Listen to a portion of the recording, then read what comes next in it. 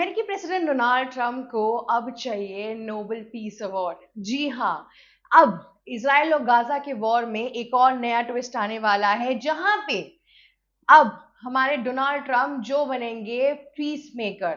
जी हाँ, उनका एक रणनीति है, उनकी बहुत टाइम से एक थिंकिंग है, एक प्रोसेस है। वो अपने आप को कहते हैं कि मैं ग्लोबल पीस मेकर हूँ और इन सब चीजों का मैं चीफ हूँ। जी हाँ, उनके हिसाब से उनके इस पूरे टेन्योर में उन्होंने कम से कम 6 ऐसे वॉर्स में पीस कराई हैं, जिसमें इंडिया और पाकिस्तान भी आता है, फिर ईरान और इजराइल आता है, फिर इजिप्ट और यूटोपिया आता है, और ऐसे बहुत से अलग देश हैं जो और भी इसके अंदर आते हैं। क्या ये बात सच है? अगर फैक्ट चेकिंग के हिसाब से देखा जाए तो इंडिया और पाकिस्तान की वॉर को खत्म करने में डोनाल्ड ट्रंप का एज सच कोई हाथ नहीं था। ये इंडियन डेलीगेट्स ने साफ साफ बोला था।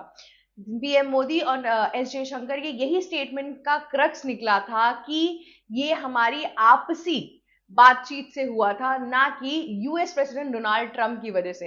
हालांकि डोनाल्ड ट्रंप ने एक और स्टेटमेंट जारी किया, जहां पर वो ये बोल रहे थे कि उन्होंने भारत को बोला कि अगर तुमने वॉर खत्म नहीं की तो हम तुम पे इंटरनेशनल प्रेशर डालेंगे through trade and tariff and everything. इस चक्कर में उन्होंने ये वॉर खत्म कर दी पूरे 6 घंटों में। खैर, ये क्लेम्स तो उनके थे। हालांकि हम सब जानते हैं कि डोनाल्ड ट्रंप से झूठा शायद ही कोई प्रेसिडेंट होगा यूएस के अंदर, तो ये काफी क्लेम्स उन्होंने किए थे, पर ऐसा कुछ नहीं था।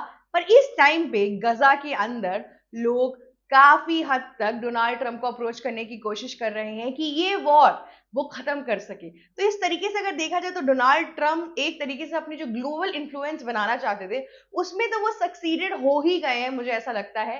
पर ये जो ट्विस्ट आया है इन सब पूरे चीजों में, जहां पे गजा के लोग भी कह रहे हैं, साथ ही साथ इसराइल में जो अभी प्रोटेस्ट चल रहा है उसमें भी लोग यही सेम चीज कह रहे हैं कि हम चाहते हैं कि नेतन्याहू ये वॉर खत्म करे, हमारे हॉस्टेजेस को वापस घर लाए, और साथ ही साथ ये सब कुछ खत्म हो जाए, ऐसा उन्होंने डोनाल्ड ट्रंप से दरखास्त की है।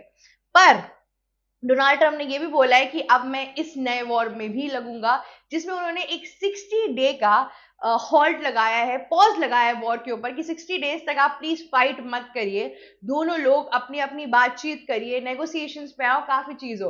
अभी हाल फिलहाल में अब ये नई मीटिंग भी होने वाली है, जिसको चेयरमैन या होस्ट करेंगे डोनाल्ड ट्रंप। हालांकि उन्होंने पिछले हफ्ते रशिया और यूक्रेन में भी सेम वादे और सेम चीजें किए थे। बात जरूर हुई थी अलास्का के अंदर, फिर यूक्रेनियन प्रेसिडेंट से भी उनकी बात हुई थी, वो आए थे, लेकिन एज सच उसका कोई रिजल्ट निकला नहीं था। दोनों ही पार्टी ठस से मस नहीं हुए, और तो और यूक्रेन के अंदर उतने ही ज्यादा अटैक्स और बढ़ गए। साथ ही साथ उन्होंने ये भी यूक्रेन से ले लिया कि तुम्हें अगर चाहिए नाटो की मेंबरशिप तो हम तुम्हें वो नहीं देंगे, पर हाँ कंट्रीज तुम्हें सिक्योरिटी प्रोवाइड करेंगी। तो इस चक्कर में इन सब चीजों में यूक्रेन और निहत्था ही हो गया इस पूरे नेगोशिएशन के बीच में। अब आगे बढ़ते हैं, इस पूरे वॉर में डोनाल्ड ट्रंप को चाहिए क्या इस पीस मेकिंग से?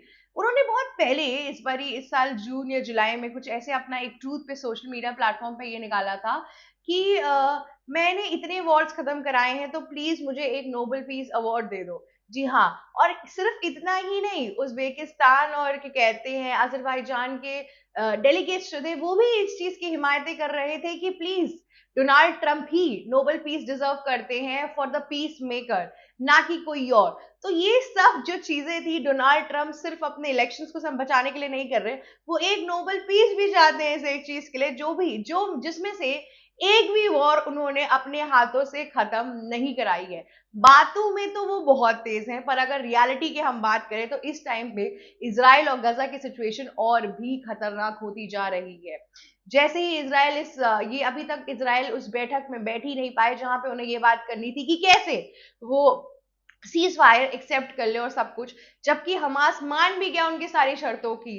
इसराइल ने ये शर्त रखी कि हम चाहते हैं कि हमारे 20 जो बचे हुए हॉस्टेजेस हैं वो हमें वापस कर दिए जाए, हमें वापस ला दिए जाए, एक साथ चाहिए हमें, एक एक करके नहीं चाहिए। हमास उस पर भी मान चुके थे, पर फिर भी ये सीज फायर होता हुआ नहीं दिख रहा और गजा के अंदर सिचुएशन और भी ज्यादा खतरनाक होती जा रही है। अगर आप जो हॉस्पिटल का पूरा अटैक देखेंगे उसमें करीबन 20 लोग मारे गए, जिसमें से 5 जर्नलिस्ट थे और उनकी लाइफ्स के ऊपर किसी ने कुछ भी क्लेम नहीं किया। एज अ जर्नलिस्ट ये काफी दुखद सिचुएशन थी, काफी दुखद चीजें थी। एक तो वॉर टोर कंट्रीज के अंदर इतने जर्नलिस्ट जाना नहीं चाहते और जो हिम्मत करके जा रहे हैं उनके साथ ऐसा कुछ हो, उनके लिए कोई सिक्योरिटी ना हो, इस पे इंटरनेशनल फोरम्स जो जर्नलिस्ट के हैं उनको उन पर भी काफी चीजें करनी चाहिए और इसराइल पर भी कुछ सैंक्शंस लगने चाहिए इस एक काम के लिए। तो इस टाइम पे सिर्फ इतना ही नहीं, गजा की ह्यूमैनिटेरियन सिचुएशन भी काफी खराब होती जा रही है। अब देखते हैं कि डोनाल्ड ट्रम्प ये जो पूरा अपना पीस मेकिंग प्रोसेस लेकर आ रहे हैं, इसका कोई रिजल्ट आता है कि नहीं। क्या नेतन्याहू इस बार रुक जाएंगे?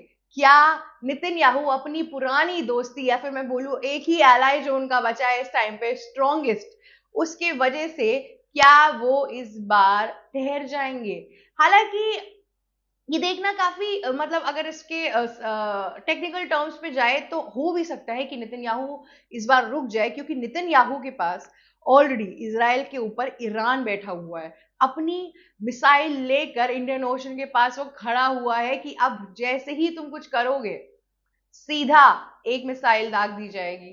तो ये जो पूरी सिचुएशन है इस टाइम पे अगर आप देखिए, इसराइल जैसे कि मैंने आपको पहली वीडियोस में बताया वो अपने एक फाइनेंशियल डेथ से भी गुजर रहा है। वो उसके बावजूद वो वॉर कंटिन्यू कर रहा है, उसके सोल्जर्स ऑलमोस्ट हमास की चीजों में ऑलरेडी लगे हुए हैं। एंड देन उसके बाद से अब एक नई चीज, ठीक है, जहां पे कहते हैं ईरान भी आ जाएगा और इधर से हमास की भी चीजें हो जाएंगी। अब इस तरफ इसराइल एक तरीके से घिर चुका है, उसके सोल्जर्स एक तरीके से थक चुके हैं। उसको अपना एक एलाई जो यूएस है, जो यूएस और इसराइल ने कभी ख्वाब देखा था कि गजा सिटी को पूरा रियल स्टेट बिजनेस बना देंगे, एक पूरा आइलैंड खड़ा कर देंगे, ये सब चीजें उन दोनों ने साथ देखी थी। नेतन्याहू और ट्रम्प की बात कर रही हूं मैं। और इस पूरी जो पूरी सिचुएशन है इन सब चीजों के बीच में अगर ट्रम्प का साथ भी उन्होंने छोड़ दिया और अपनी जिद पे अड़े रहे तो काफी मुश्किलें हो सकती हैं। हालांकि ये जब 60 कहते हैं सोल्जर्स का जो वो पूरा पैनल उन्होंने बनाया था गाजा स्ट्रिप को हथियाने के लिए, उस टाइम पर भी डोनाल्ड ट्रम्प ने इसकी काफी निंदा की थी, पर वो तस से मस होते हुए नहीं दिखे। पर निंदा करना और पीस मेकर के उस सिचुएशन में आना ये काफी डिफरेंट चीजें हैं। पर आइए इस पे बात करते हैं कि अगर इन दोनों के बीच में सीज फायर हो भी गया तो इसका रिजल्ट क्या आने वाला है। क्या पीस मेकिंग में अगर ये दोनों बैठे भी तो क्या हो सकता है। जैसा कि मैंने आपको पहले भी बताया है कि नेतन्याहू और डोनाल्ड ट्रम्प बहुत टाइम से कहते हैं कि पैलेस्टीनियंस को उस जगह को छोड़ के इजिप्ट और जॉर्डन जैसी कंट्रीज के अंदर बस जाना चाहिए। और अभी जब हाल फिलहाल में नेतन्याहू ने ये काफी 30,000 घर भी बनाने की बात की थी गजा स्ट्रिप के अंदर, तो ये सब स्ट्रैटेजी उनकी है, वो उस पूरे एरिया के ऑल रिजर्व्स को अपना बनाना चाहते हैं, ये खरीदना चाहते हैं, या काफी चीजें होने जाती है। पर ये कोई सक्सेसफुल प्लान नहीं है। जो हमास मिलिटेंसी ग्रुप का जो इंटरफियरेंस है वो कभी खत्म नहीं होगा, वो मोस्टली रहेगा ही रहेगा। तो इसके अंदर और साथ ही साथ किसी भी सिटी को या किसी भी दूसरी कंट्री की चीजों को इन्वेट करने के लिए आपको इंटरनेशनल फोरम से सैंक्शंस चाहिए, चीजें चाहिए, ऑन पेपर आपको एक अप्रूवल चाहिए जो इजराइल को नहीं मिलेगा, ये तो फिक्स ही है।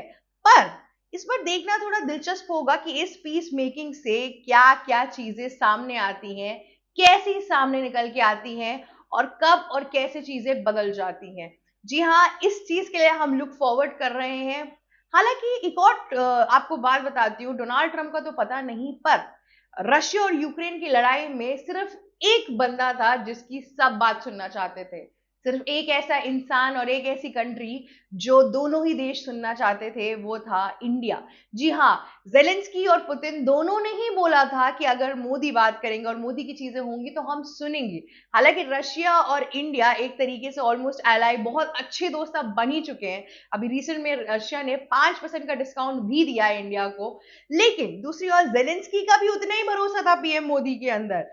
तो अगर पीएम मोदी चाहते तो इसके एक पीस मेकर बन सकते थे, पर हम हमेशा से नॉन अलाइनमेंट मूवमेंट में रहे हैं, हम किसी एक के साथ नहीं रहे हैं, तो उस चक्कर में ऐसा कुछ हो नहीं पाया। तो इस पीस मेकर की जो इंचार्ज है, इसकी श्रेणी में आप नरेंद्र मोदी को भी ला सकते हैं, ऐसा आप अज्यूम कर सकते हैं। जी हाँ, तो अब देखते हैं कि इस पूरे सिचुएशन में क्या होता है, क्या रशिया यूक्रेन की तरह इज़राइल और गाज़ा का भी कोई सॉल्यूशन नहीं निकलेगा या इस बार सॉल्यूशन निकल ही जाएगा। इन सब चीज़ों के लिए बने रहिए एबीसी हिंदी के ऊपर। मेरा नाम शिव चित्रांशी है और हमें लाइक, शेयर, सब्सक्राइब और कमेंट करना मत भूलिएगा। ऑल्सो अगर आपको वॉर रिलेटेड और जियोपॉलिटिकल रिलेटेड जितनी भी वीडियोस पसंद है और जितने भी टॉपिक्स पसंद है, आप हमारे पुराने वीडियोस के थ्रू जा सकते हैं अपडेटेड रहने के लिए। एंड में एक चीज जरूर बोलना चाहूंगी, लाइक, शेयर, सब्सक्राइब और कमेंट तो आप कर ही रहे हैं, साथ में बेल आइकन हिट करना मत भूलिएगा ताकि जितनी भी अपडेट्स आ रही है हम आपको बता सकें। Thank you so much. ABC Hindi news, आज ही जुड़िए हर खबर के साथ।